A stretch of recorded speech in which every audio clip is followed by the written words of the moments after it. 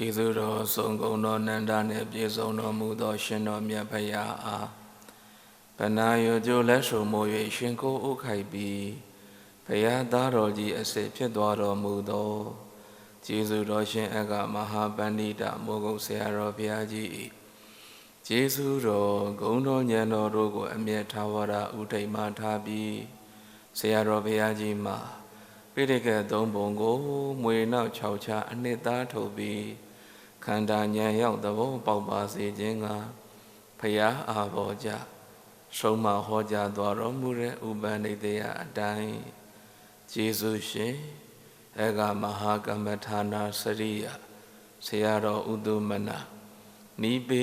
ညွန်ကြားသင်ပြထားသည့်အတိုင်းဘုန်းကြီးတို့လေလာထားသလောက်ကြိုးစားထားသလောက်ဉာဏ်ရောက်သလောက်ကိုတရားဓမ္မတွေအားကျေးဇူးပြုသွားပါမယ်ငါသည်မုတ်ချသေးရမည်သုံးခေါက်ပွားကြပါ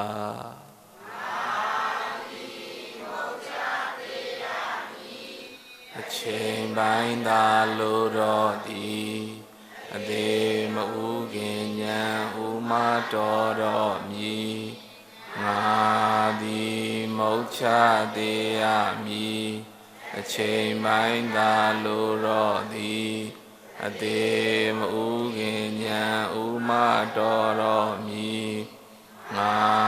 သည်မုတ်ချသေးရမည်အချိန်ပိုင်းသာလိုတော်သည်အသေးမဥခင်ဉာဏ်ဥမတော်တော်မည်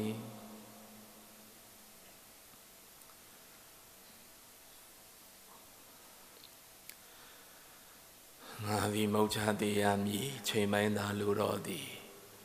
အသေးမဥခင်ဉာဏ်ဥမတော်တော်မည်ကဲသေမဥခင်ဉာဏ်ဥမဲ့တရားလေးတွေအချိန်ရှိခိုက်စားလဲကြရအောင်ယနေ့သာသနာတော်နှစ်2569ခုနှစ်ကောဇာတက္ကတိ1388ခုနှစ်ဟောကောင်လပြည့်ကျော်9ရက်နေ့မန္တလေးတိုင်းဒေသကြီးစင်ကိုင်မြို့နယ်ထန်းသုံးပင်ကျေးရွာ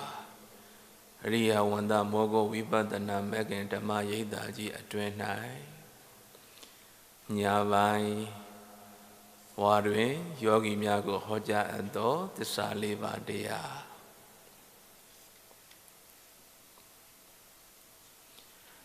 အဲ့တော့ဘုံဘုံတို့ညပိုင်းတရားဖြစ်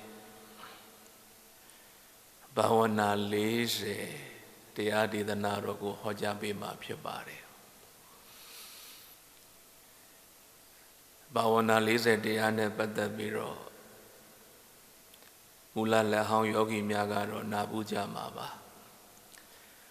အဲတော့တချို့သောယောဂီပုဂ္ဂိုလ်တွေလည်းဘာဝနာ40တရားဒေသနာတော်တွေကိုစီးပူးကြမှာပါ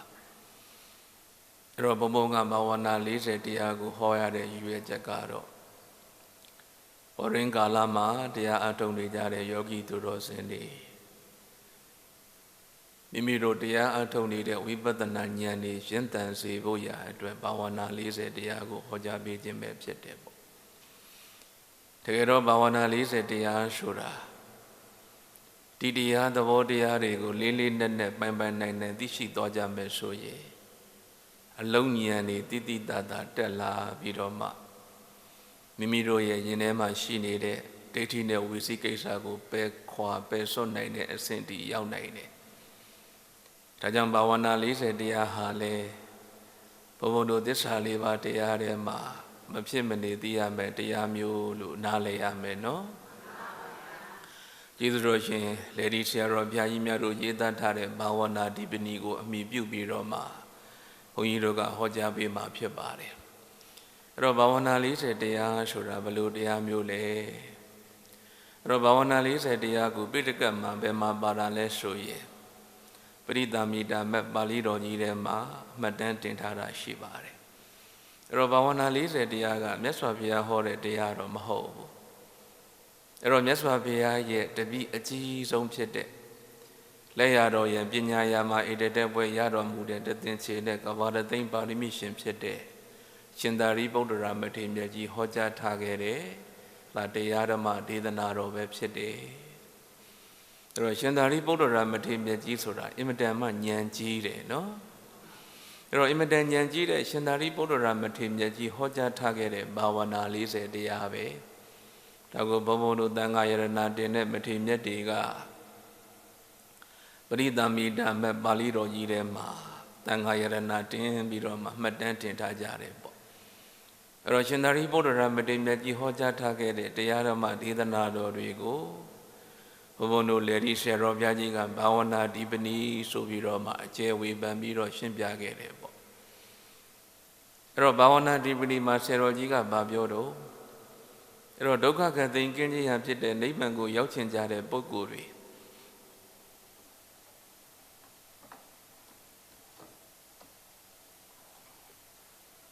အဲ့တော့ဒုက္ခခတ်သိမ်းကင်းခြင်းရဖြစ်တဲ့နိဗ္ဗာန်ကိုရောက်ချင်ကြတဲ့ပုဂ္ဂိုလ်တွေဟာတဲ့ဝိပဿနာတရားအထုတ်ကြတဲ့ပုဂ္ဂိုလ်တွေဟာဒီဘာဝနာ40တရားကိုမသိပါပဲနဲ့နိဗ္ဗာန်ဆိုတာမရောက်နိုင်ဘူးဒီလိုလေးဘုံဘုံတို့မှတ်ချက်ပြုတာပေါ့နော်အဲ့တော့ယောဂီသူတော်စင်တွေဟာကြိုးစားမျိုးဝိပဿနာတရားတွေကိုအထုတ်နေကြတယ်အဲ့တော့ကြိုးစားမျိုးအထုတ်နေကြတဲ့ဝိပဿနာတရားကိုအထုတ်နေကြတဲ့ယောဂီတွေဟာမိမိတို့ခန္ဓာ၅ပါးယုံ nant တရားထဲမှာရှိနေတဲ့ဖြစ်ချင်းပြည့်ချင်းသဘောတရားတွေကိုဉာဏ်နီးပေါင်း40နဲ့ဘာဝနာ40ဉာဏ်နေနဲ့ထွတ်ထွင်းပြီးတော့နားလည်ဖို့လိုအပ်တယ်ပေါ့နော်အဲ့တော့ဒီလိုမှနားလည်သဘောပေါက်ခြင်းမရှိပါဘူးဆိုလို့ရှိရင်တော့ဘယ်နည်းနဲ့မှဒုက္ခကသိကင်းခြင်းရဖြစ်တဲ့နိဗ္ဗာန်ကိုမျက်မှောက်ပြုခြင်းကမစွမ်းနိုင်ဘူးလို့ဒီလိုဆိုထားတယ်ဒါကြောင့်တရားဓမ္မကိုအထုတ်ပြီးတော့ကြိုးစားနေကြတဲ့ယောဂီသူတော်စင်တို့ဟာတဲ့အနည်းဆုံးအဖြစ်တော့ဘာဝနာ40ဒီဉာဏ်တရားတွေကိုကိုယ့်ရဲ့ဉာဏ်ထဲမှာပိုင်ပိုင်နိုင်နဲ့ရှုခွင်းနဲ့ရှုခွက်နဲ့ဉာဏ်ရည်နဲ့နားလေသဘောပေါက်ပြီးတော့ထိုးထွင်းပြီးတော့မှသိစွမ်းနိုင်အောင်ကြိုးစားကြရမှာဖြစ်တယ်အဲ့တော့ဘာဝနာ40တရားတွေကိုမသိဘူးဆိုလို့ရှိရင်လေဝိပဿနာဉာဏ်ရဲ့ရင့်တန်ခြင်းအနေအထားမျိုးရောက်မှာမဟုတ်ဘူးတဲ့အဲ့တော့ဝိပဿနာဉာဏ်ရင့်တန်သွားတဲ့ပေါက်မြောက်သွားတဲ့ဘုရားစားကြည့်တဲ့အရိယာပေါင်းသူတော်ကောင်းတွေဆိုတာကလေတဲ့သူတို့တဏ္ဍာမှာရှိနေတဲ့ဖြစ်ချင်းပြည့်ချင်းကိုဘာဝနာ40ဉာဏ်အမြင်ပိုင်သွားလို့ပဲလေဒီဆေရောဘုရားကြီးကဒီလိုမျိုးလေးမှတ်ချက်ပေးထားတယ်ပေါ့နော်ဒါဖြင့်ဘုံဘုံတို့ကဘာကိုသိရမှာတော့ဆိုတဲ့အခါကျတော့ငါတို့ဘာဝနာ40တရားဟာမဖြစ်မနေသိရမယ်တရားပဲအဲ့တော့သာသနာ့တွင်မှာလူပြစ်ကြတဲ့ပုဂ္ဂိုလ်တွေပြီးမြတ်စွာဘုရားရဲ့အဆုံးအမကိုခံယူပြီးတော့မှဝိပဿနာတရားတွေကိုကြိုးစားမျိုးအထုတ်နေကြတဲ့ပုဂ္ဂိုလ်တွေဟာမဖြစ်မနေဘာဝနာ40တရားကိုသိအောင်ကြိုးစားကြရမှာပဲဖြစ်တယ်အဲ့တော့ဘာဝနာ40တရားနဲ့ပတ်သက်ပြီးတော့မနေ့ခင်းကဘုံဘုံကအနည်းငယ်ဏ္ဍန်တရားလေးပြောခဲ့တယ်နော်အဲ့ဒီမှာလေဒီဆေတော်ကြီးကဗာပြောထားတော့ဆိုတဲ့အခါကျတော့အဲ့တော့ဒီဘာဝနာ40တရားကိုနားမလည်ဘူးဆိုလို့ရှိရင်အဲ့တော့ကိုယ့်ရဲ့တန်တန်မှာတဲ့ဘုံဘုံတို့ဘာတွေဖြစ်လာမလဲဆိုတဲ့အခါကျတော့အဲ့တော့ဘာဝနာတရား40တရားကိုနားမလည်ဘူးဆိုလို့ရှိရင်တဲ့အပယ်၄ပါးတို့ဒီမိမိတို့ရဲ့အမြဲနေရာအင်္ဂိယတပွဲဖြစ်မှာပဲတဲ့အဲ့တော့အပယ်၄ပါးရဲ့အရှိဝါဟာဘာကြောင့်ဖြစ်ရတာတော့ရှင်းပြထားတယ်အပယ်၄ပုံလို့ခေါ်တဲ့ဒုက္ခတိ၄ပုံကြီးဟာဘာကြောင့်ဖြစ်ရတာလဲဆိုရင်ဒုစရိုက်တရားတွေကြောင့်ဖြစ်တာအဲ့တော့အပယ်၄ပါးရဲ့အရှိဝါဟာဒုစရိုက်တရားတွေကြောင့်ဖြစ်တယ်တဲ့အဲ့ဒီဒုစရိုက်တရားတွေကဘာကြောင့်ဖြစ်တာလဲဆိုရင်အတ္တဒိဋ္ဌိလို့ခေါ်တဲ့သက္ကာယဒိဋ္ဌိကြောင့်ဖြစ်တာဒီသက္ကာယဒိဋ္ဌိတွေဟာဘာကြောင့်ဖြစ်တာလဲဆိုရင်တဲ့ခန္ဓာ၅ပါးယုံနဲ့တရားကြီးထဲမှာရှိနေတဲ့အနိစ္စလက္ခဏာနဲ့ပတ်သက်ပြီးတော့အနိစ္စလက္ခဏာ10ချက်ကိုနားလည်သဘောပေါက်ခြင်းမရှိဘူးတဲ့ဒုက္ခလက္ခဏာနဲ့ပတ်သက်ပြီးတော့ဒုက္ခလက္ခဏာ25ချက်ကိုနားလည်သဘောပေါက်ခြင်းမရှိဘူးအနတ္တလက္ခဏာနဲ့ပတ်သက်ပြီးတော့အနတ္တလက္ခဏာ5ချက်ကိုနားလည်သဘောပေါက်ခြင်းမရှိဘူးတဲ့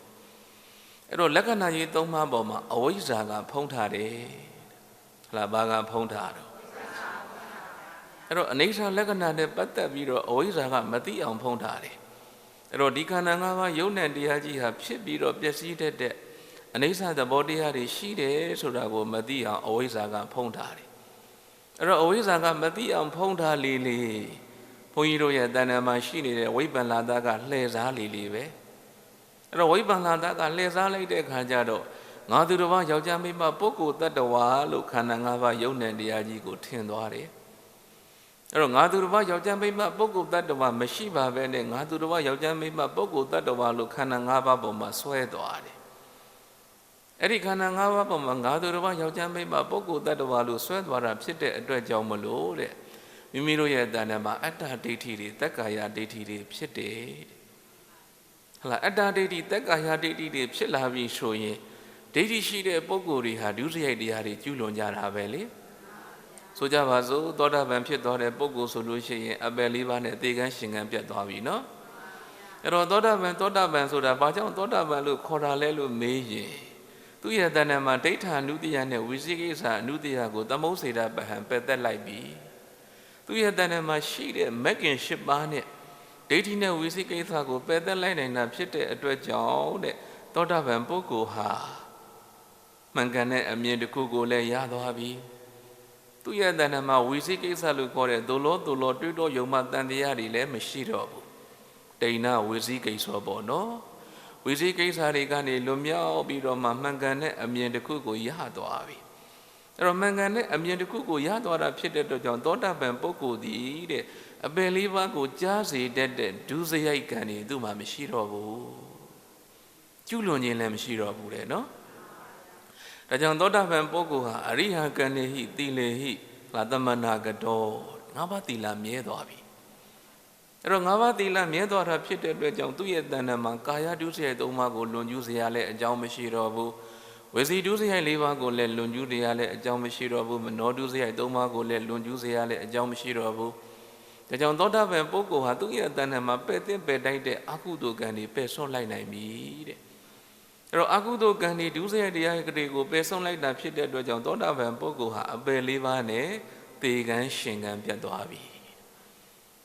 အဲ့တော့ဒုဒကဓမ္မတွေပုထုဇဉ်ပုဂ္ဂိုလ်တွေကြတော့အပယ်၄ပါးနဲ့သေကံရှင်ကံပြတ်ပြီလားအပယ်လေးပါးနဲ့သေကန်းရှင်ကမပြတ်သေးဘူးဆိုတာဘာကိုကြည့်ပြောတာလဲဆိုရင်ကိုယ့်ရဲ့တဏ္ဍာမှာဒုစရိုက်တရားတွေကျူးလွန်တာကိုကြည့်ပြောတာ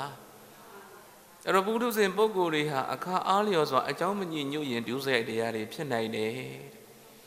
အဲ့ဒီဒုစရိုက်တရားတွေဘာကြောင့်ဖြစ်တာလဲဆိုရင်အတ္တဒိဋ္ဌိကိုအခြေခံပြီးတော့ဖြစ်တာအဲ့ဒီအတ္တဒိဋ္ဌိဟာဘာကြောင့်ဖြစ်တာလဲဆိုရင်ခန္ဓာ၅ပါးယုံ nant တရားကြီးထဲမှာရှိနေတဲ့အနိစ္စသဘောတရားကိုနားမလဲဘူးဒုက္ခသဘောတရားကိုနားမလဲဘူးအနတ္တသဘောတရားကိုနားမလဲဘူး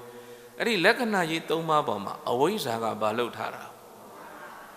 အဝိဇ္ဇာကသစ္စာ၄ပါးမသိအောင်လက္ခဏာကြီး၃ပါးမသိအောင်ဖုတ်ထားပြီးတော့မှတဲ့ဝိပ္ပန္လာတကလှည့်စားလိုက်လေတော့အနမတကတန္တရာမှာ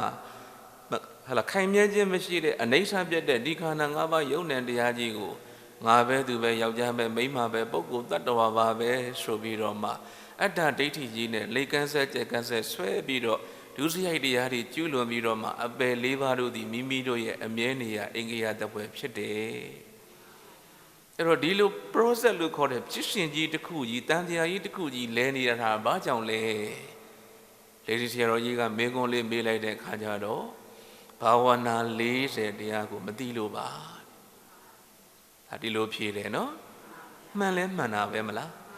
အဲ့တော့ဒုဒကာဓမ္မတွေကကိုယ်ခန္ဓာကိုယ်ထဲမှာရှိနေတဲ့ခန္ဓာ၅ပါးယုံ nant တရားတို့ဤ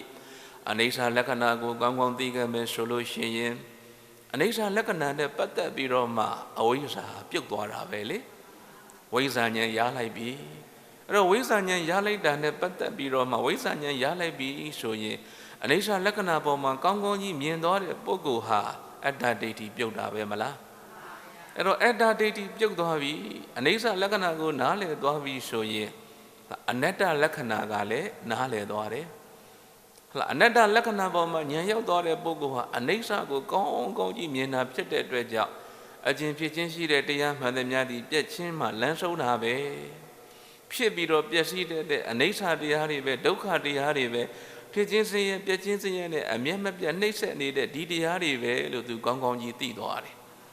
အဲ့တော့ကောင်းကောင်းကြီးသိတော်တာဖြစ်တဲ့ပုဂ္ဂိုလ်ဖြစ်တာဖြစ်တဲ့အတွက်ကြောင့်တဲ့ဘာဝနာ40ဉာဏ်ကိုရလိုက်တာနဲ့တပြိုင်နက်တည်းအတ္တဒိဋ္ဌိပြုတ်သွားတယ်အတ္တဒိဋ္ဌိကိုပယ်ရှားနိုင်ပြီဆိုရင်ငါဆွဲပြုတ်နေတဲ့ပုဂ္ဂိုလ်ဟာမကောင်းမှုမလုပ်ဘူးနော်ငါဆွဲရှိနေတဲ့ပုဂ္ဂိုလ်ဒီသာလင်ဒုစရိုက်ကံတွေလောက်တာလေအဲ့တော့ငါဆွဲပြုတ်သွားတဲ့ပုဂ္ဂိုလ်တွေရုပ်စွာဆုံးသောတာပတ္တိမဲ့သောတာပတ္တိဖို့ရသွားတဲ့သောတာပန်ပုဂ္ဂိုလ်တွေတောင်မှအပေကိုကြားစေတတ်တဲ့ဒုစရိုက်ကံတွေ မလုပ်တော့ဘူးဟုတ်တယ်မလားအေးဒါကြောင့်မလို့လေဒီဆရာတော်ကြီးကရှင်းပြတာအဲ့တော့ဒီဖြစ်စဉ်ကြီးထဲမှာအပယ်၄ပါးရဲ့အစီအပွားဖြစ်နေတာဟာဘာကြောင့်လဲမေးကြည့်တော့ဘာဝနာ40တရားကိုနားမလည်လို့ပဲအဲ့တော့ဘာဝနာတရား40တရားကိုနားမလည်ဘူးဆိုတာကလက္ခဏာရေး၃ပါးကိုနားမလည်တာပဲလေအဲ့တော့လက္ခဏာရေး၃ပါးကိုနားမလည်ဘူးဆိုတာဖြစ်ချင်းပြက်ချင်းဒုက္ခသစ္စာကိုနားမလည်တာပဲအဲ့တော့အဲ့ဒီဖြစ်ချင်းပြက်ချင်းဟာဘယ်မှာရှိနေသလဲလို့မေးတဲ့အခါကျတော့ခန္ဓာမှာရှိနေတယ်အဲ့ဒီခန္ဓာကမှယုံနဲ့တရားကြီးကိုနားမလည်တာပဲဟောဘုံအခုပြောသွားတဲ့ထဲမှာအစစ်စစ်နားလည်ရတယ်နော်အရင်ဆုံးဘာဝနာ40ဉာဏ်ကိုနားလည်အောင်ကြိုးစားရမယ်အဲ့တော့ဘာဝနာ40ဉာဏ်ရလာပြီဆိုရင်လက္ခဏာရေး၃ပါးကိုနားလည်ပြီးသားဖြစ်သွားလိမ့်မယ်လက္ခဏာရေး၃ပါးကိုနားလည်ပြီးသားဖြစ်သွားပြီဆိုလို့ရှိရင်ဖြစ်ချင်းပြက်ချင်းဒုက္ခသစ္စာကိုနားလည်သွားလိမ့်မယ်ဘာဖြစ်လို့လဲဆိုတော့ဖြစ်ပျက်ကိုဒုက္ခသစ္စာလို့ခေါ်တယ်မလားဘုန်းကြီးတို့စံပြေကျမ်းဂန်မှာဖြစ်ပျက်ကိုဘာဖြစ်လို့ဒုက္ခသစ္စာလို့ခေါ်တာလဲမေးရင်လက္ခဏာကြီး၃ပါးနဲ့ပြည့်စုံနေလို့ဖြစ်ပြီးတော့ပျက်စီးနေတဲ့သဘောတရားဒီမမြဲခြင်းသဘောရှိလို့အနိစ္စဖြစ်ခြင်းဆင်းရဲပျက်ခြင်းဆင်းရဲနဲ့အမြဲမပြတ်နှိမ့်ဆက်နေလို့မဖြစ်ပါနဲ့လို့လည်းတားလို့မရမပြတ်ပါနဲ့လို့လည်းတောင်းမှန်လို့မရဘယ်ဖြစ်ပျက်ထဲမှာမှအနိတ္တာရမရှိလို့အနတ္တဒါကြောင့်ဖြစ်ပျက်သည်တဲ့လက္ခဏာကြီး၃ပါးဖြစ်တဲ့အနိစ္စလက္ခဏာဒုက္ခလက္ခဏာအနတ္တလက္ခဏာလို့ခေါ်တဲ့လက္ခဏာကြီး၃ပါးနဲ့ရှင်းဆက်နေတာဖြစ်တဲ့အတွက်ကြောင့်ဖြစ်ပျက်ကိုဘာလို့ခေါ်တာတော့အဲ့တော့ဒုဒကဓမ္မတွေဒီတလုံးလေးသိလိုက်ရင်ကိုဉာဏ်ပေါက်နိုင်တယ်နော်လေးလေးလက်နဲ့စဉ်းစားကြည့်လိုက်စမ်းပါ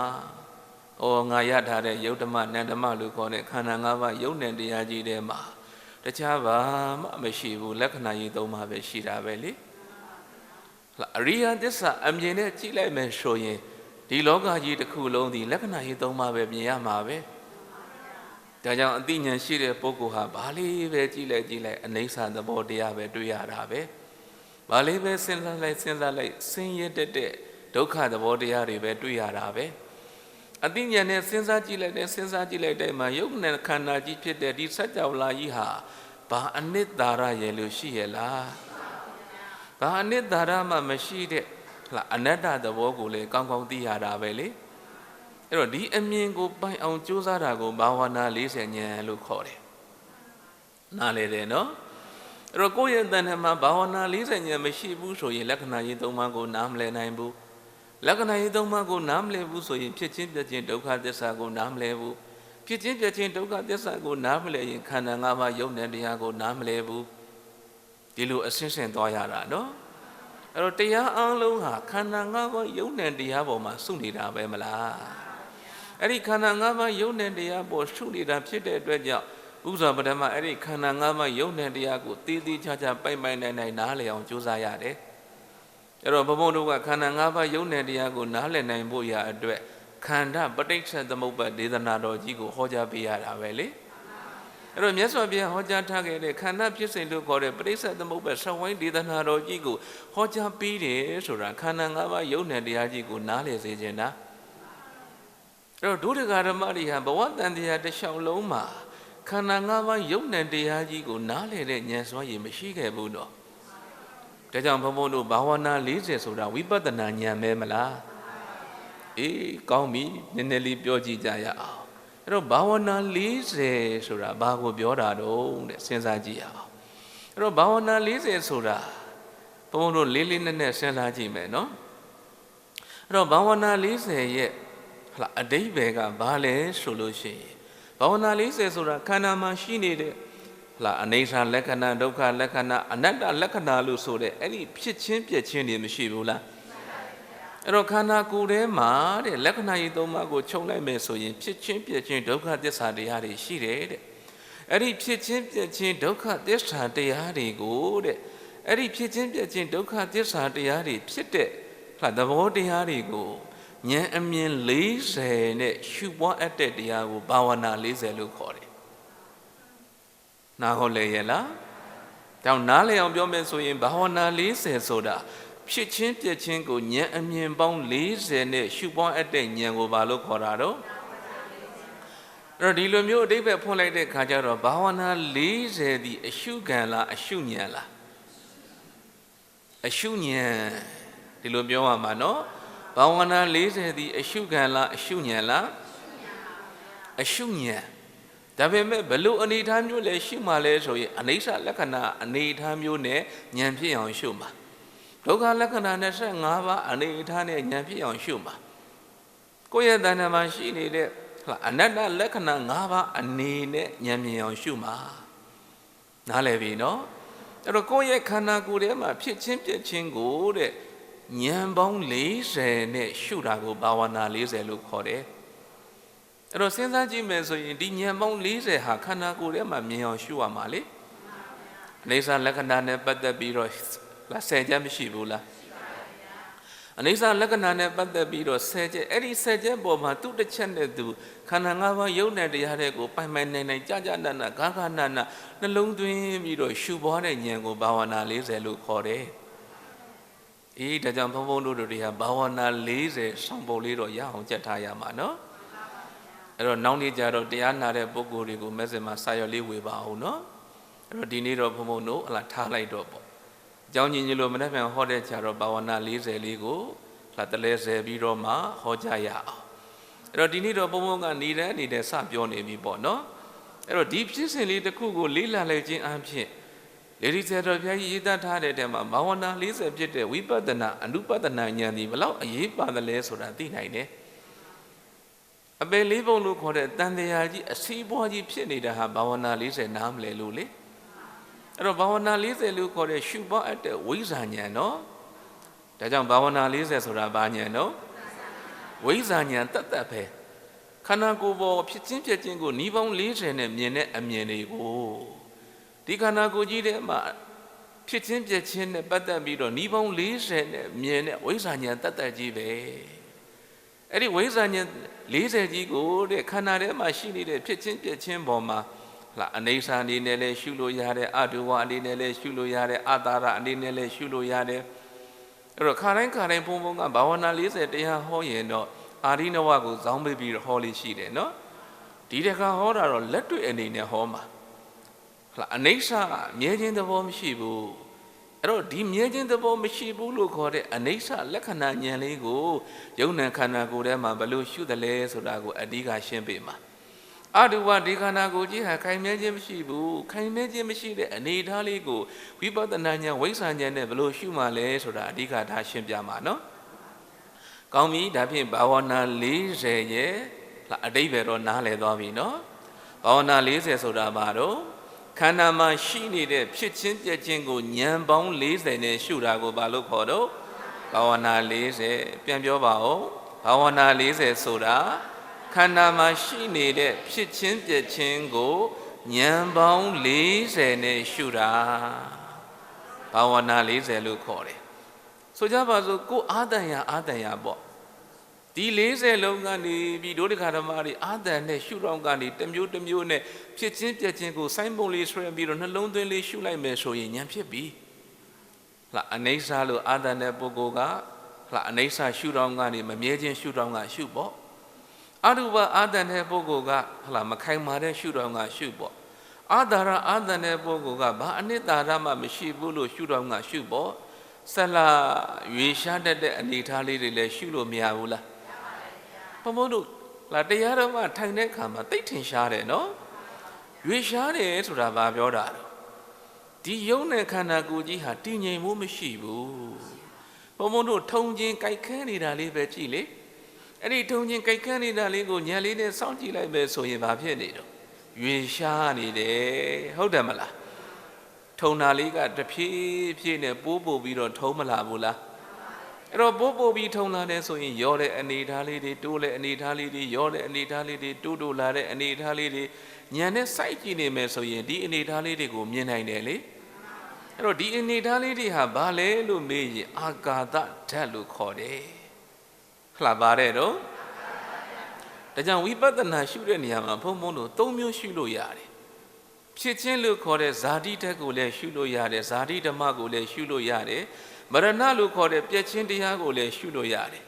အဲ့ဒီဇာတိဓမ္မနဲ့ဖြစ်ချင်းပြည့်ချင်းလို့ခေါ်တဲ့အဲ့ဒီဖြစ်ချင်းပြည့်ချင်းတရားတွေကိုရှုပွားတဲ့အခါမှာဆလာအနေနဲ့ရှုမယ်ဆိုရင်အာကာသဓာတ်ကိုရှုရတယ်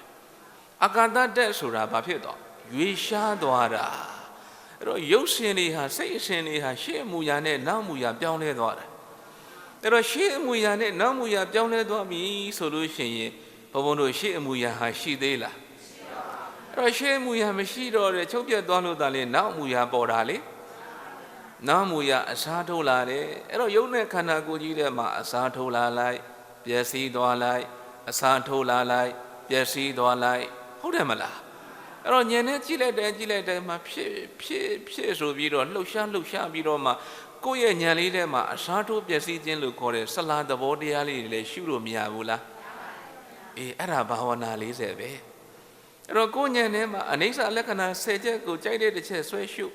ဒုက္ခလက္ခဏာ25ချက်ကိုလည်းကြိုက်တဲ့တရားဆွဲရှုလားအနတ္တလက္ခဏာ5ချက်ကိုလည်းကြိုက်တဲ့တရားနှလုံးသွင်းလားတစ်ချက်အမြင်ပေါက်သွားပြီဆိုရင်အဲ့ဒီပေါက်သွားတဲ့အမြင်ဟာလုံးဝဝိပဿနာဉာဏ်အစစ်ပဲဝိဇ္ဇာဉာဏ်စစ်ကြီးဖြစ်သွားတာပေါ့နော်အဲ့တော့ဝိဇ္ဇာဉာဏ်စစ်ကြီးဖြစ်သွားပြီဆိုရင်ကိုယ်ဒီကြွတန်းဝင်ဖို့ရလက်မဲ့ရသွားပြီလို့မဆိုနိုင်ဘူးလားအဲ့တော့ဒုဒ္ဒဂရမရိဟာဘာဝနာ40ဉာဏ်မရသေးဘူးဆိုရင်ကြွတန်းဝင်ဖို့လက်မဲ့မရနိုင်သေးဘူးနော်အဲ့တော့ဘာဝနာ40ဉာဏ်ကိုပိုင်နိုင်နားလေသဘောပေါက်ပြီးတော့ခန္ဓာကိုယ်ထဲမှာဖြစ်ချင်းပြည့်ချင်းသဘောတရားတွေကိုဘာဝနာ40ဝိဇ္ဇာဉာဏ်နဲ့ထိုးထွင်းသိလိုက်မယ်ဆိုရင်တဲ့စာကဘလို့ဆိုထားတော့အဲ့ဒီပုဂ္ဂိုလ်ဟာမြတ်စွာဘုရားရှင်ကိုရောမြတ်ကြီးရဲ့ကြွတန်းဝင်တဲ့ဝင်ခွင်းမြင်ကွင်းထဲမှာဒုဒ္ဒဂဓမ္မတွေပါသွားပြီဝမ်းသာစရာကြီးပေါ့နော်အဲ့တော့ကိုယ့်ရဲ့တဏ္ဍာမှာအာတာပလုံလဝရိယကိုခြေပြုတ်ပြီးတော့ဆက်ပြီးတော့ကြိုးစားလိုက်မယ်ဆိုရင်ဒီဘာဝနာ40သိတဲ့ဉာဏ်တွေဟာတဖြည်းဖြည်းနဲ့တိုးတက်လာတော့မှလေဘာဝနာဆိုတာဘာလို့တာပွားများအထုတ်တာဟုတ်တယ်မလားလှတစ်ချိန်တစ်ခါတည်းအထုတ်ရုံနဲ့ရရဲ့လားဘာဝနာကုသိုလ်ဆိုတာအကျဉ်းအဖန်အထက်ပွားများအထုတ်ရတယ်ဘယ်လောက်ထိပွားများအထုတ်ရမှလဲဆိုရင်ကိုယ့်ရဲ့အတန်ထဲမှာကိလေသာတွေကိုဖယ်ရှားနိုင်တဲ့အထိသို့မဟုတ်ကိုယ့်ရဲ့ခန္ဓာကိုယ်ကြီးမပျက်စီးတဲ့အထိဘာဝနာ40ဆိုတဲ့ဉာဏ်ပညာဝိပဿနာပညာတွေဟာအကျဉ်းအဖန်ပွားများနေရမှာပဲတဲ့ဒီကြောင့်ဘုံဘုံတို့ပညာရှိသူတော်ကောင်းကြီးတွေကဆုံးမတယ်လောကမှာတရားဓမ္မအထုတ်တဲ့ဆိုတာကိုဘာလုပ်နေတာတော့ပြုပြင်နေတာဆုံးမနေတာဟုတ်တယ်မလားတရားဓမ္မအထုတ်တယ်ဆိုတာကိုဉာဏ်လေးနဲ့ဘာလုပ်နေတာတော့ပြုပြင်ပေးနေတာဆုံးမပေးနေတာအဲ့တော့မေးစရာရှိတာပေါ့အရှင်ဘုရားတပည့်တော်တို့ကိုဘယ်ထိအောင်ပြုပြင်ရမှာတော့မေးစရာရှိတယ်အဲ့တော့နေ့စဉ်ပြုပြင်ရမယ်တဲ့နောက်တစ်ခါနေ့စဉ်လားဆိုတော့မဟုတ်သေးဘူးတဲ့ဒီခန္ဓာကိုယ်ကြီးနိဗ္ဗာန်ဘယမခြင်းထိဘာလုပ်နေရမှာပြုပြင်ရမှာဒီဘဝတစ်ခုအနေနဲ့ပြောမယ်ဆိုရင်သေသွားတဲ့အထိဝိညာဉ်ချုပ်သွားတဲ့အထိဘာလုပ်ရမလဲပြုပြင်ပေးနေရမယ်ဒါပညာရှိသူတော်ကောင်းတွေကဒီလိုဆုံးမတာနော်အဲ့တော့လူရွယ်လို့ဖြစ်လာပြီဆိုရင်ဦးဇင်းတို့တွေဟာပုံတို့တွေဟာဒုဒ္ဒဂဓမ္မတွေဟာကိုယ်စိတ်ကိုဘာလုပ်ကြရမှာပြုပြင်ပေးကြရမှာပေါ့ဟုတ်တယ်မလားအဲ့တော့ပြုပြင်မှုကင်းပြီးတဲ့ကာလသူတော်ကောင်းတက်ခံဆိုတာရပါမလားအေးသူတော်ကောင်းဖြစ်ခြင်းတဲ့ပုဂ္ဂိုလ်တွေအရိယာဖြစ်ခြင်းတဲ့ပုဂ္ဂိုလ်တွေဆိုတာကိုယ်ခန္ဓာကိုယ်ထဲမှာကိုယ်ဉာဏ်လေးနဲ့ပြုပြင်ပေးရတာပဲလေဒီကြောင့်ဝိပဿနာရှုတဲ့ဆိုတာခန္ဓာမှာရှိနေတဲ့ဖြစ်ခြင်းပြည့်ခြင်းကိုဉာဏ်လေးနဲ့ပြုပြင်ပေးနေတာပဲမလားဟောဒီလိုပြုပြင်ပေးလိုက်တော့ကိုယ့်ရဲ့တဏ္ဍာမှာအနုပတနာဉာဏ်နဲ့ပယ်အပ်တဲ့တရားတွေပယ်ပြီးသားဖြစ်သွားတယ်ဒါကြောင့်မြတ်စွာဘုရားကဘာဝနာ40ကိုရှုပါတဲ့ရှင်သာရိပုတ္တရာကဘာဝနာ40ကိုပွားများအားထုတ်ပါတယ်အဲ့တော့အကျင့်ပုဂ္ဂိုလ်ဒီဘာဝနာ40ကိုနားလည်သဘောပေါက်ခြင်းမရှိသေးဘူးဆိုရင်ဒုပုဂ္ဂိုလ်ဟာနိဗ္ဗာန်နဲ့ဝေးနေအောင်ပါပဲဒါဖြင့်နိဗ္ဗာန်ဆိုတာဘုံဘုံတို့ဆုတောင်းယုံနဲ့ရရဲ့လားမှတ်ထားနော်နိဗ္ဗာန်ဆိုတာဆုတောင်းယုံနဲ့မရဘူးအဲ့တော့နိဗ္ဗာန်ကိုရောက်ကျင်တယ်ဆိုရင်ဘာဝနာ40ဉာဏ်ပိုင်အောင်ကြိုးစားရမှာအဲ့ဒီလိုဘာဝနာ40ဉာဏ်ဆိုတာဘလို့အနေထားမျိုးနဲ့ပိုင်တယ်လို့ပြောတာတော့အနိစ္စလက္ခဏာ10ချက်ကိုနားလည်သဘောပေါက်တယ်ဒုက္ခလက္ခဏာ25ချက်ကိုနားလည်သဘောပေါက်တယ်လားအနတ္တလက္ခဏာ5ချက်ကိုသဘောပေါက်ပြီးတော့ဟောငါခန္ဓာကိုယ်ထဲမှာကြည့်လိုက်မယ်ဆိုရင်ဉာဏ်ပေါင်း40နဲ့ဖြစ်ချင်းပြည့်ချင်းသဘောတရားတွေရှိနေပါလားအဲ့တော့ဒီခန္ဓာကိုယ်ကြီးတွေကိုကြည့်လိုက်မယ်ဆိုရင်ဖြစ်ပျက်ကလည်းဘာဝနာ40လို့ပြောမယ်ဆိုရင်အပြစ်ပေါင်း40မရှိဘူးလားဒီခန္ဓာကိုယ်ကြီးရဲ့သဘောတဘာဝတည်လေအနိစ္စအနေနဲ့10ချက်တွေ့နိုင်တယ်ဒုက္ခအနေနဲ့25ချက်တွေ့နိုင်တယ်ပေါင်းပြီးတော့ပြောနိုင်တော့အပြစ်ပေါင်း40အနေနဲ့မတွေ့နိုင်ဘူးလား အဲ့ဒီခန္ဓာကိုယ်ထဲမှာရှိနေတဲ့ဒီအပြစ်ပေါင်း40ကြီးကိုတဲ့ဉာဏ်အဖြစ်နဲ့ပြောင်းလဲလိုက်ပြန်တော့လဲဝိဇ္ဇာဉာဏ်ဝိပဿနာဉာဏ်40မရနိုင်ဘူးလားအဲ့တော့ခန္ဓာမှာရှိနေတဲ့ဒီအပြစ်တွေဖြစ်ချင်းပြက်ချင်းဒုက္ခသစ္စာတရားတွေကိုတဲ့အနိစ္စလက္ခဏာအစရှိတဲ့ဝိပဿနာဘာဝနာ40ဉာဏ်နဲ့မလုပ်ရမလဲရှုပွားအားထုတ်ကြရမယ်နားကိုလည်းရဲ့လားဒါကြောင့်ဘာဝနာ40တရားလောက်မြင့်တာမရှိတော့ဘူးเนาะအဲ့တော့ဒီဉာဏ်အမြင်ပေါက်သွားပြီဆိုရင်လည်းနိဗ္ဗာန်ကရောက်တော့မှာကိုနားကိုလည်းရဲ့လားဟောတရားနာရင်နဲ့တောင်မှကိုယ့်ရဲ့တဏ္ဍာမှာဝိပဿနာဉာဏ်นี่ဖြစ်နေတယ်မလားဟောဘုံဘုံတို့တရားဟောတဲ့ပုဂ္ဂိုလ်ကလည်းအနိစ္စလက္ခဏာဒုက္ခလက္ခဏာဒါတွေကိုတန်းစီပြီးတော့ခန္ဓာကိုကြည့်ဟောပေးနေတာနော်အဲ့တော့ခန္ဓာကိုကြည့်ဟောပေးနေတာဖြစ်တဲ့ကြောင့်ဘုံဘုံတို့တဏ္ဍာမှာလည်းဉာဏ်တွေဖြစ်နေတာပဲဒုရခဓမ္မတွေကလည်းတရားနာနေရင်နဲ့နားကတရားနာဉာဏ်ကခန္ဓာလှည့်ပြီးတော့မှဒီနည်းနဲ့တရားနာနေမယ်ဆိုလို့ရှိရင်လည်းဉာဏ်ဖြစ်မနေဘူးလားအေးဒီ process လေးကိုတော့မှတ်ထားပါတော့ဒီဖြစ်စဉ်လေးကိုတော့တေချာမှတ်ထားပါနောက်ဆုံးအနေနဲ့ပြန်ပြောပြမယ်ဘုံဘုံတို့တန်တရားထဲမှာလဲပြီးတော့အပယ်လေးပုံကြီးဘာကြောင့်စီကားနေရတာလဲဆိုရင်တဲ့ဘုံဘုံတို့ဟလားအပယ်လေးပါးရဲ့အစီးပွားဟာဒုစရိုက်တရားပဲအဲ့ဒီဒုစရိုက်တရားတွေဘာကြောင့်ဖြစ်နေရတာလဲမေးရင်ဟလားအတ္တဒိဋ္ဌိရှိနေလို့သက္ကာယဒိဋ္ဌိရှိနေလို့မှတ်ထားနော်ဒါကြောင့်ဘုရားတဆူပွင့်လာပြီဆိုရင်သက္ကာယဒိဋ္ဌိကိုဘာလို့ခိုင်းတာဖြုတ်ခိုင်းတာတတ္တိယဝိယဩမတော်တရှမတော်မတ်တကိသက္ကာယဒိဋ္ဌိပဟာနာယတတ္တောဘိက္ခုပရိပစေဘုရားတဆူပွင့်လာပြီဆိုရင်ကာမရာဂကိုမြတ်စွာဘုရားကမပယ်ခိုင်းသေးဘူးအရင်ဆုံးလင်းမြဲပယ်ခိုင်းတာကသက္ကာယဒိဋ္ဌိပဟာနာယယင်ဝလှန်ဆိုးတာကိုဖြည်းဖြည်းမှနှုတ်ချင်းနှုတ်မှအုတ်ခေါင်းပြီးလောက်တာကိုဖြည်းဖြည်းမှငြိမ့်မှယင်ဝလှန်ဆိုးတာတဲ့အုတ်ခေါင်းပြီးလောက်တာတဲ့တက္ကာယဒိဋ္ဌိကိုလင်းမြဲဖြုတ်လိုက်ပါတယ်။ဒါဖြစ်လို့တော့အဲ့ဒီတက္ကာယဒိဋ္ဌိလို့ခေါ်တဲ့ဟလာအတ္တဒိဋ္ဌိကအာဟုတုတရားတွေရဲ့ခေါင်းဆောင်ပဲ။အဲ့တော့အာဟုတုတရားလို့ခေါ်တဲ့ဒုစရိုက်တရားတွေကိုသူကမွေးထုတ်ပေးနေတာလေ။ဒါတော့တက္ကာယဒိဋ္ဌိပြုတ်တော်တဲ့ပုဂ္ဂိုလ်တွေသောတာပန်ပုဂ္ဂိုလ်တွေမှာတဲ့အပယ်လေးပါးကိုကြားစေတတ်တဲ့ဒုစရိုက်တရားတွေမရှိတော့ဘူးဝန္တာစရာကြီးနော်ဒါကြောင့်ဒုရကဓမ္မတွေကလည်းသောတာပန်ကဲ့သို့ဉာဏ်ရည်ရပြီးတော့မှဒုစရိုက်တရားတွေကိုရှောင်ကျင်ရမှာအဲ့တော့ဒုစရိုက်တရားတွေကိုရှောင်ကျင်ဖို့ဆိုတော့ဒီအတ္တဒိဋ္ဌိကိုဖြုတ်ဖို့ဆိုရင်ခန္ဓာ၅ပါးယုံနဲ့တရားကြီးကိုပိုင်နိုင်မသိရမှာလားသိရမှာလားဒါကြောင့်ဘုံဘုတို့ကပဋိစ္စသမုပ္ပါဒ်ကိုနားလည်အောင်ဟောပြရခြင်းဖြစ်တယ်။ဒါကြောင့်ဘာဝနာ40ဆိုတာပဋိစ္စသမုပ္ပါဒ်အခြေခံမရှိတဲ့ပုဂ္ဂိုလ်တွေနားလို့မရဘူးနော်။ဘာဖြစ်လို့လဲဆိုတော့သူက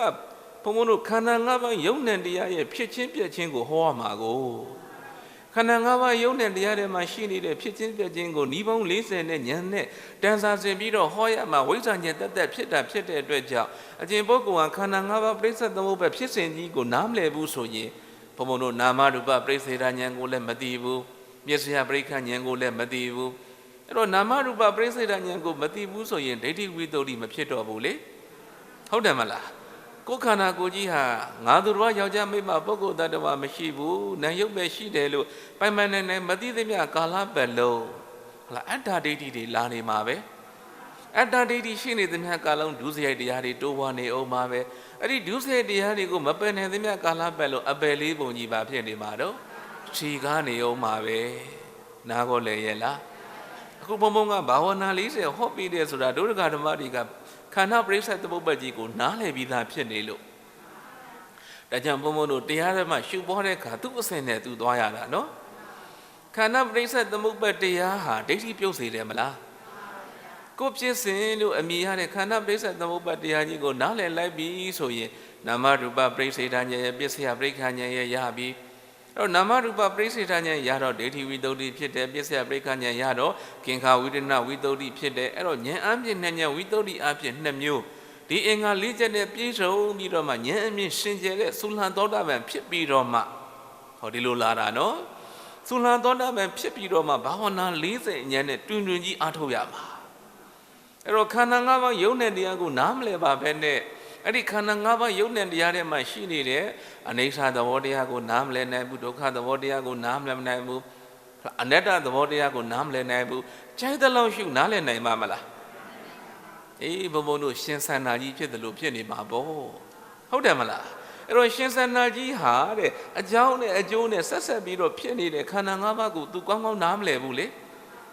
သူ့ရဲ့ဖြစ်ရှင်ဖြစ်တဲ့ခန္ဓာပရိစ္ဆေသမုပ္ပါဒ်ကိုကောင်းကောင်းနားမလည်ပါပဲနဲ့အနေစာတွေရှုတယ်ဒုက္ခတွေရှုတယ်အနတ္တတွေရှုတယ်ဖြစ်ပျက်တွေမြင်တော့မြင်တာပဲဒါပေမဲ့သူ့ရဲ့တဏ္ဍာမှာဖြစ်ချင်းပြက်ချင်းပျက်စီးသွားတိုင်းပျက်စီးသွားတိုင်းဂျောက်ကမ်းမကြီးတဲ့ကိုစိတ်ကကြသွားတယ်လို့ငါဘာများအားကိုးရမလဲတော့ဖြစ်နေတာ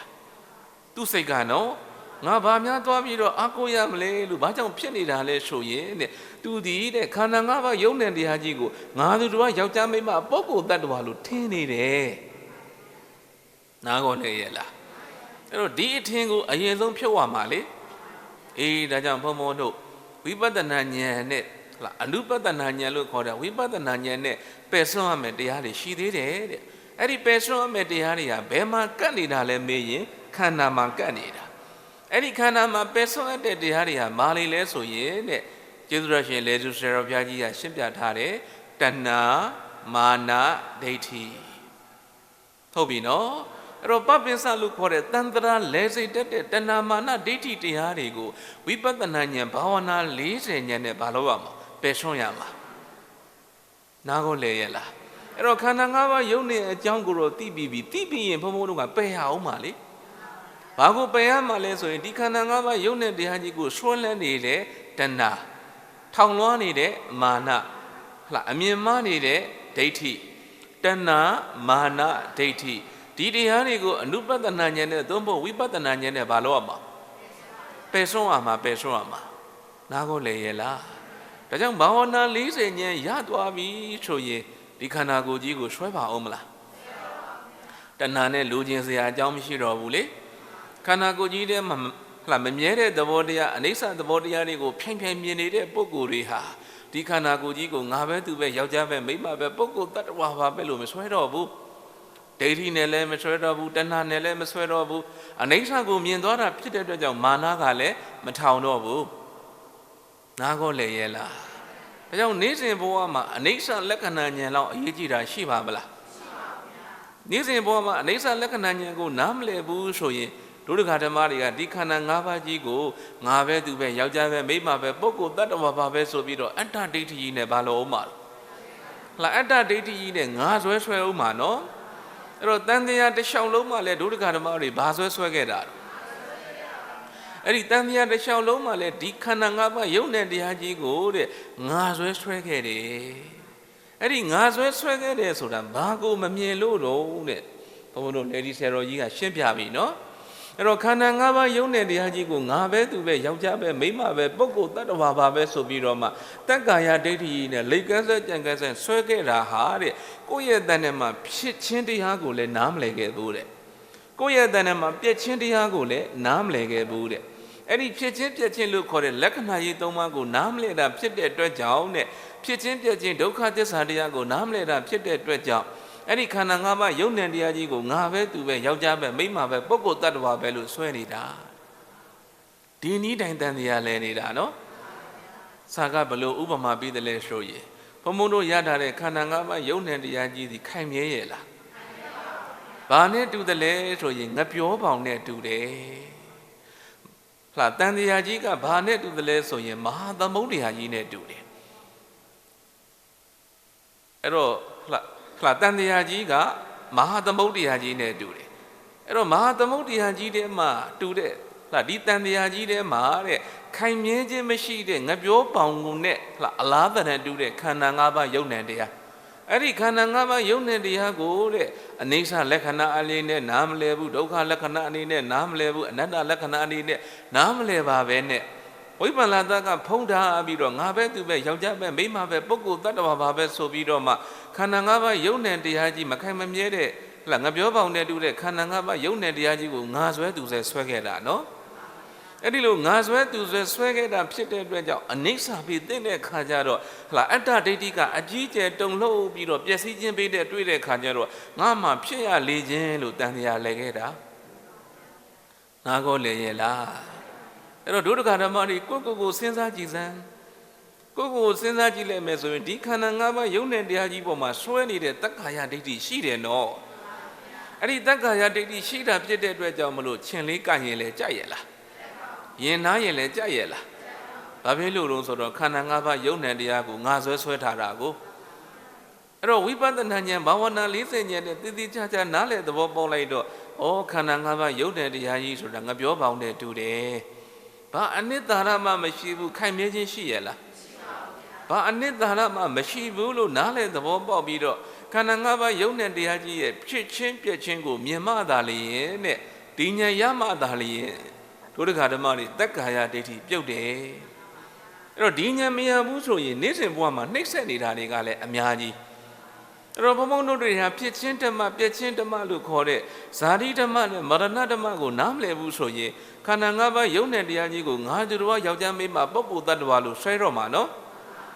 အဲ့တော့နေ့စဉ်လဲဒီဉာဏ်မရတဲ့ပုဂ္ဂိုလ်ကခန္ဓာ၅ပါးယုတ်တဲ့တရားကြီးကိုငါးသူတော်ယောက်ျားမိန်းမပုဂ္ဂိုလ်တ attva ဆွဲနေတာပဲမလား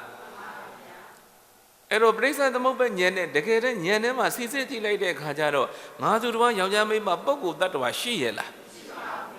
ခန္ဓာ၅ပါးယုံ nant တရားပဲရှိတယ်အဲ့တော့ယောဂီတို့ဉာဏ်နဲ့လက်တွေ့ဆန်းသက်ကြည့်ရအောင်ဟာနှလုံးသွင်းကြည့်ရအောင်အခုငုတ်တုတ်ကြီးထိုင်နေတာဘာတရားကြီးလဲယုတ်တရားကြီးအဲ့ဒီယုတ်တရားကြီးကငုတ်တုတ်ကြီးထိုင်မနေဘူးလားအဲ့ဒီငုတ်တုတ်ကြီးထိုင်နေတဲ့ယုတ်တရားကြီးထဲမှာမာတဲ့သဘောပြောတဲ့သဘောမရှိဘူးလားအဲ့တော့မာတဲ့သဘောပြောတဲ့သဘောတော့ဒုတိယဓမ္မလေးတီကောင်းသိလိမ့်မယ်တဲ့ဒါပေမဲ့အဲ့ဒီဟာငါမဟုတ်ဘူးငါဥစ္စာမဟုတ်ဘူးလို့မသိဘူးကြည့်နော်မာတဲ့သဘောပြောတဲ့သဘောတော့တီကောင်းသိလိမ့်မယ်နော်ဟုတ်တယ်မလားပြောကြတယ်မလားနင်းလက်ကလေးကလည်းမာလိုက်တာပြောလိုက်တာနူးညံ့လိုက်တာမာတဲ့သဘောပြောတဲ့သဘောနူးညံ့တဲ့သဘောကိုတော့တီကောင်းသိတယ်နော်ဒါပေမဲ့ဒါဟာပထဝီဓာတ်လို့တော့မသိခဲ့ဘူးကဲစဉ်းစားကြည့်နော်အဲ့ဒီလိုမသိခဲ့ခြင်းဟာတန်တရားလဲခြင်းပဲအဲ့ဒီလိုမသိခဲ့တာဖြစ်တဲ့အတွက်ကြောင့်တက္ခါဒိဋ္ဌိဖြစ်တာလေဒီဒါကြောင့်မြတ်စွာဘုရားကအရင်ဥဆိုတာဒါကိုသိအောင်ကြိုးစားတဲ့အဲ့တော့ကိုယ့်ရဲ့ခန္ဓာကိုယ်ကြီးထဲမှာဖောက်ပြန်တတ်တဲ့ယုတ်တရားတွေပဲရှိတယ်တဲ့ငါးသူတော်ယောက်ျားမိန်းမပုဂ္ဂိုလ်တ attva မရှိဘူးတဲ့ဟောနောက်တစ်ခါဒုက္ခဓမ္မတွေကိုယ့်ရဲ့ယုတ်တရားကြီးထဲမှာတောင်းတဲ့သဘောလေးတွေတင်းတဲ့သဘောလေးတွေမရှိဘူးလားဟောတောင်းတာတင်းတာကဝါယောဓာတ်ကလေးတွေတောင်းနေတင်းနေလို့တော့သိတယ်ဒါပေမဲ့ဝါယောဓာတ်လို့မသိဘူးဟုတ်တယ်မလားအဲ့တော့ဒီဝါယောဓာတ်လေးဟာအသိဉာဏ်နဲ့စဉ်းစားကြည့်လိုက်တယ်စဉ်းစားလိုက်ကြည့်လိုက်တိုင်းမှာဘုံဘုံတို့အစားထိုးလိုက်ပျက်စီးသွားလိုက်မရှိဘူးအစားထိုးလာလိုက်မရှိဘူးအစားထိုးလာလိုက်အဲ့တော့ဝိပဿနာဉာဏ်ဆိုတာဒါပဲမရှိဘူးအစားထိုးနေတယ်မရှိဘူးအစားထိုးနေတယ်ဒါလေးကိုကိုယ့်ရဲ့ဉာဏ်ထဲမှာနားလည်ပြီးတော့ရှုပွားနေဝိပဿနာဉာဏ်ဖြစ်တော့တာပဲလေအကြောင်းကျေးဇူးတော်ရှင်မောဂုစေတော်ဘုရားကြီးကဝိပဿနာဉာဏ်ပြောတဲ့အခါကျတော့မရှိဘူးကွမရှိဘူးကွအဲ့ဒါပြောတာ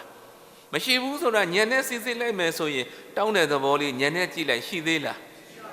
အေးဒုက္ခဓမ္မတွေဒီနေရာမှာတေးသေးချာချာနားလည်အောင်လို့ကြလားကိုယ့်ရဲ့တန်ထဲမှာကြာကြာနာနာဉာဏ်အမြင်ဆင်ခြင်အောင်လို့ပိုင်းခြားအပ်ဖို့တော့လိုတယ်နော်တန်တရားတစ်ချောင်းလုံးမှာပြောတာမှာတာကိုသိတယ်ဒါပေမဲ့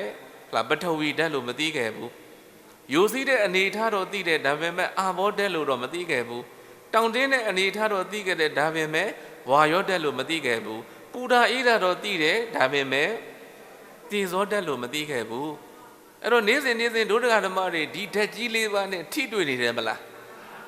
ဒါရုပ်ဘက်ကပြောတာနော်အဲ့တော့ရုပ်ဘက်ကပြောရင်အဲ့ဒီဓာတ်ကြီးလေးပါးနဲ့နေ့စဉ်ဘာလုပ်နေတော့နေ့စဉ်ထိတွေ့နေတယ်နော်နူးညံ့တဲ့သဘောလည်းသိတယ်မာတဲ့သဘောလည်းသိတယ်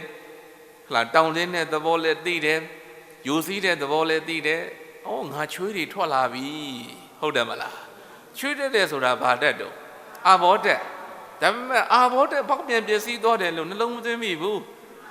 ကိုယ့်ရဲ့တန်ထဲမှာချွေးတွေထွက်နေတယ်ပဲထင်တာလေ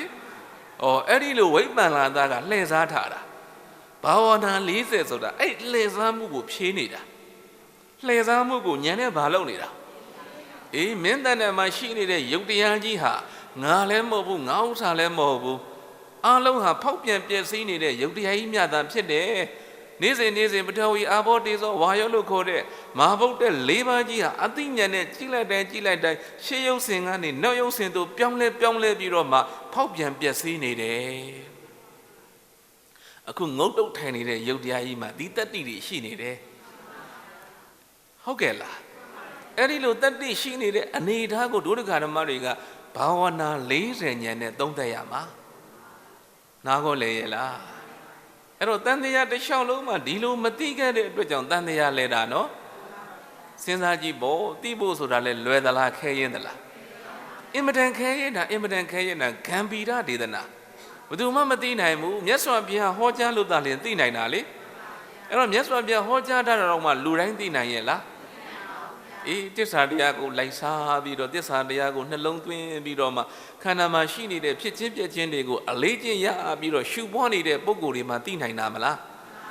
အတုတဝပုထုဇဏောသူတော်ကောင်းတရားနဲ့အကြအပြင်ဘုဒ္ဓတမရှိတဲ့ပုဂ္ဂိုလ်တွေဘယ်နည်းနဲ့မှကို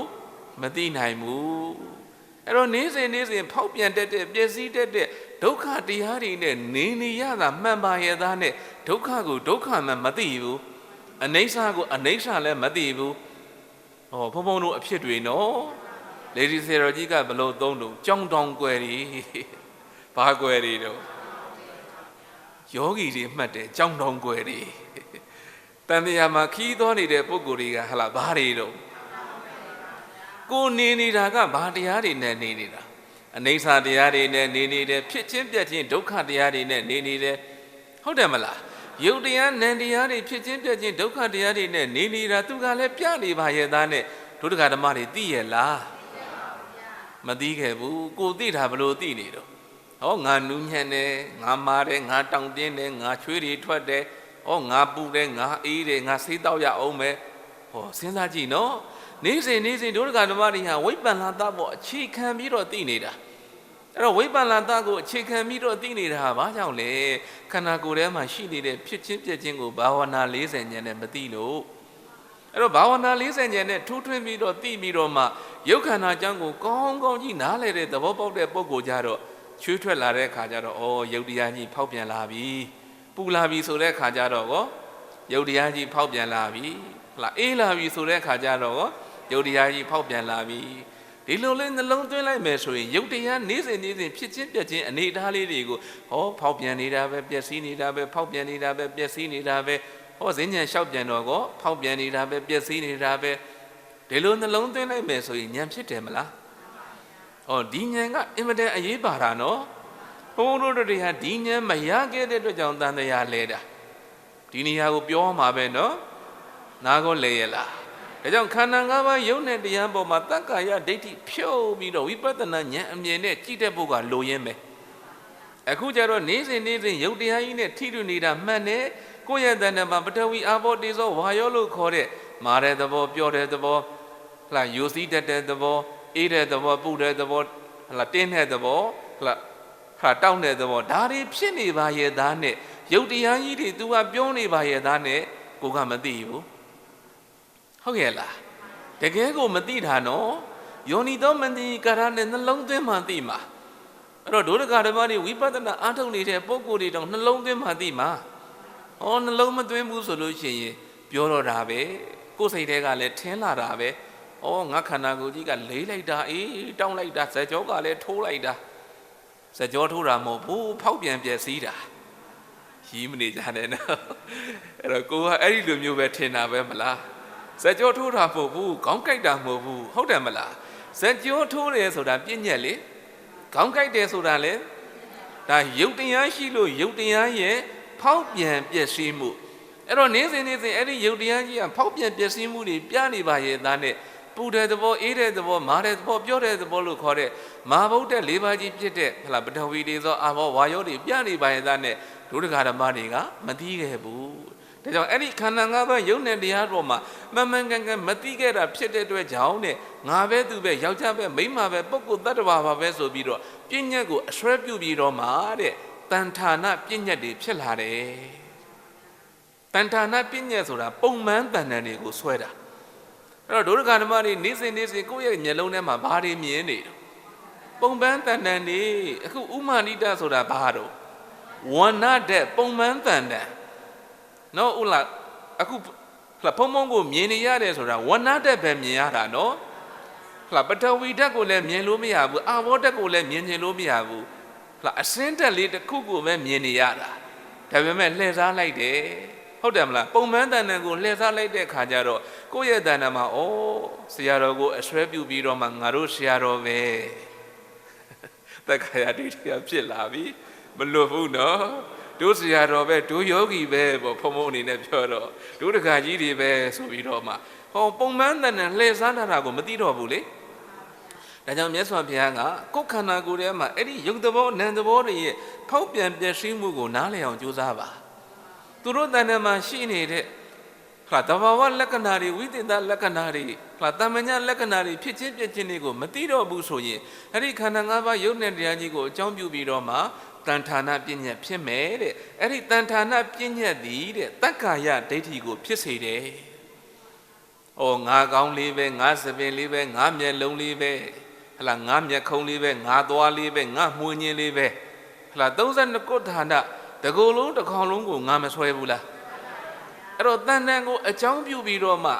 ဘုံဘုံတို့တွေဟာဉာဏ်ပညာနဲ့စီစစ်ဉာဏ်ချင်းမရှိတဲ့ခါကျတော့ဒါကိုပဲငါလက်ပဲငါကောင်းပဲငါဥကောင်းပဲအစရှိသည့်အဖြစ်နဲ့ဝဏ္ဏတက်လို့ခေါ်တဲ့ပုံပန်းတဏ္ဍာကိုအဆွဲပြုပြီးတော့မှတက္ကာယဒိဋ္ဌိအကြီးကျယ်ဖြစ်ပြီတန်တရားတစ်ချောင်းလုံးဆွဲလာတာနော်အဲ့တော့တက္ကာယဒိဋ္ဌိအကြီးကျယ်ဖြစ်ပြီဟောတက္ကာယဒိဋ္ဌိအကြီးကျယ်ဖြစ်တဲ့ခါကျတော့ဘုံဘုံတို့ကအသိဉာဏ်နဲ့ကြီးလိုက်တိုင်းမှာဒီယုံနဲ့ခန္ဓာကိုယ်ကြီးဒီမြဲရဲ့လားဖြစ်ပြီးတော့ဟုတ်တယ်မလားဖြစ်ပြီးတော့ပျက်စီးနေတာပဲမလားတန်တတိမရဏအရှင်တန်းပြီးတော့အစားထိုးလာလိုက်ပျက်စီးသွားလိုက်ပျက်စီးသွားလိုက်အစားထိုးလာလိုက်တန်တတိအနေနဲ့မလုပ်နေတော့အစားထိုးခြင်းဖြစ်ခြင်းနေရဖြစ်နေတယ်ဒါမဲ့ဒုရကဓမ္မတွေကအခုထိုင်နေတယ်ငုတ်တုတ်ကြီးပြက်တယ်လို့မထင်ဘူးဟုတ်တယ်ပါစဉ်းစားကြည့်နော်ထိုင်နေတယ်ဟုတ်တယ်မလားဆိုကြပါစို့ဈေးဆိုင်မှာဈေးရောင်းနေတယ်ထိုင်နေတဲ့အချိန်ကစပြီးတော့ဒီယုံဒီနံကြီးကဘာဖြစ်နေတာထိုင်လိုက်တဲ့အချိန်နဲ့စပြီးတော့ပြက်နေတယ်အစားထိုးနေတယ်ပြက်နေတယ်အစားထိုးနေတယ်ဒီဖြစ်စဉ်ကြီးဟာသူ့ရဲ့ဖြစ်စဉ်ကြီးဒါပေမဲ့ကိုသိရဲ့လားကိုမသိဘူးကိုမသိတဲ့ခါကျတော့ကိုဒီဥမာတိတလို့ခေါ်တဲ့ဆရာတော်ထိုင်နေတယ်ဒီလိုမြင်လိုက်ပြီဆိုရင်တန်တတိပညာကဖုံးသွားပြီဘာဖုံးသွားပြီတော့တန်တတိပညာဖုံးသွားတာဖြစ်တဲ့အတွက်ကြောင့်တဲ့တန်တတိဖြစ်ညက်ဒီတတ္တဒိဋ္ဌိကိုဖြစ်စေတယ်ဒီယုံနဲ့ခန္ဓာကိုယ်ကြီးဟာပျက်စီးနေတာနော်အရှင်တန်းပြီးတော့ဖြစ်လိုက်ပြက်လိုက်နဲ့တန်တတိမရဏအနေနဲ့ပျက်စီးနေတာကိုဘာဝနာ40ဝိဇ္ဇာဉာဏ်နဲ့မမြင်တဲ့ခါကျတော့တန်တတိပညာကလှည့်စားလိုက်ပြီအတုံးခဲကြီးနဲ့ထိုင်နေတဲ့အတုံးခဲကြီးနဲ့ထိုင်နေတဲ့မပြည့်စည်တော့ဘူးဒီယုတ်ဒီနိုင်ကြီးမပြည့်စည်တော့ဘူးလို့ဉာဏ်ကထင်လိုက်တဲ့ခါကျတော့ခိုင်နေမြဲတယ်လို့ယူဆတဲ့တတ္တရဒိဋ္ဌိဖြစ်တယ်နားကိုလေရဲ့လားအဲ့တော့ဘုံဘုံကဒါယုတ်နယ်လေးကိုရှင်းပြနေတာနော်